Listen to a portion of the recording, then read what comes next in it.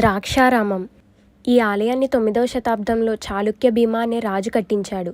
శివకేశవుల ఆలయాలతో పాటు శక్తిపీఠం కూడా కొలువైన క్షేత్రం ఇది. దక్ష ప్రజాపతి యజ్ఞం చేసిన ప్రాంతం ఇదే. ఇక్కడ పుష్కరిణిని సప్త గోదావరి అని పిలుస్తారు. సూర్యుడి తొలి కిరణాలు నేరుగా శివలింగం మీద పడటం ఈ ఆలయం యొక్క ప్రత్యేకత. అష్టాదశ శక్తిపీఠాల్లో ఒకటైన అమ్మవారిని మాణిక్యాంబగా కొలుస్తారు. ఈ ఆలయం కాకినాడ జిల్లాలోని ద్రాక్షారామంలో ఉంది. కుమారారామం.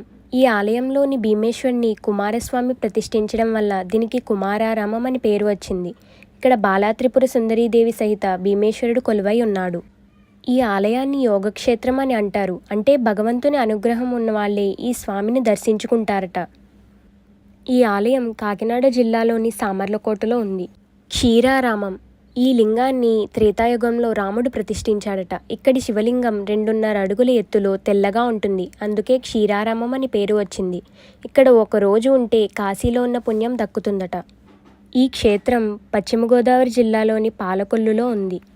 అమరారామం. ఈ శివలింగం మీద ఎరుపు మరక కనిపిస్తుంది.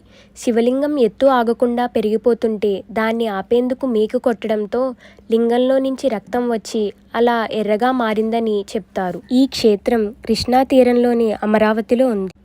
సోమారామం. ఇక్కడి సోమేశ్వర స్వామిని చంద్రుడు ప్రతిష్ఠించాడు కాబట్టి దీనికి సోమారామం అని పేరు వచ్చింది. ఈ శివలింగానికి ఒక ప్రత్యేకత ఉంది.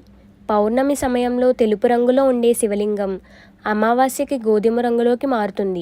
ఇక్కడి పుష్కరిణిని సోమగుండం అని అంటారు. ఈ క్షేత్రం పశ్చిమ గోదావరి జిల్లాలోని భీమవరంలో ఉంది.